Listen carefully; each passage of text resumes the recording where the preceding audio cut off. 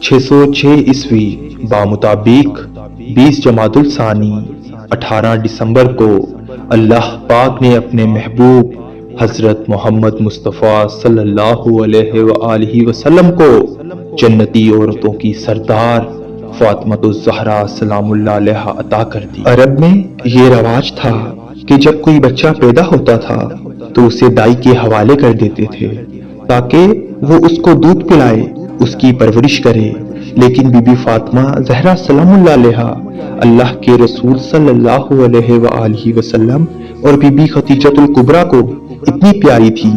کہ انہوں نے انہیں ایک لمحے کے لیے بھی خود سے جدا نہ کیا، اپنے گھر میں ہی ان کی پرورش کی۔ تاریخ نے لکھا کہ بی بی فاطمہ زہرا سلام اللہ علیہا کا بولنا، چلنا، دیکھنا حضور اکرم صلی اللہ علیہ وآلہ وسلم جیسا تھا۔ آپ جب بھی رسول اللہ صلی اللہ علیہ وآلہ وسلم کے قریب جاتی تو رسول اللہ صلی اللہ علیہ وآلہ وسلم کھڑے ہو کر ماتھا چوما کرتے اور سب کو بتاتے کہ یہ فاطمہ میرا ٹکڑا ہے، اس فاطمہ کا دشمن میرا دشمن، اس فاطمہ کا دوست میرا دوست، اور جو میرا دشمن وہ اللہ کا دشمن، اور جو میرا دوست وہ اللہ کا دوست۔ جیسے کہ اللہ کے رسول سے لوگ بغض رکھتے تھے۔ آپ صلی اللہ علیہ وآلہ وسلم کے فرزند کا جب انتقال ہوا تو لوگ خوشیاں منانے لگے اور کہنے لگے کہ نعوذ باللہ، جو دین ابھی نیا طلوع ہوا ہے یہ چند ہی ایام میں ختم ہو جائے گا اور کوئی محمد کا نام لینے والا نہیں رہے گا کیونکہ اس کی اولاد بھی نہیں۔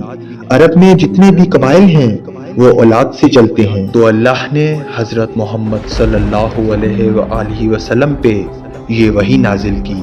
کہ ہم نے تم کو کوثر عطا کی، بس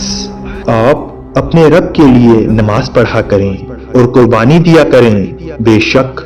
آپ کا دشمن بے نسل اور بے نام و نشان ہوگا۔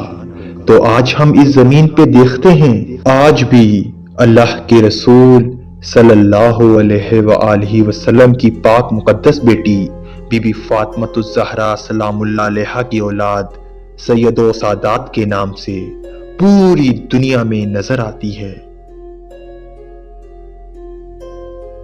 تمام اہل ایمان کو بی بی فاطمۃ الزہرا سلام اللہ علیہا کی آمد مبارک۔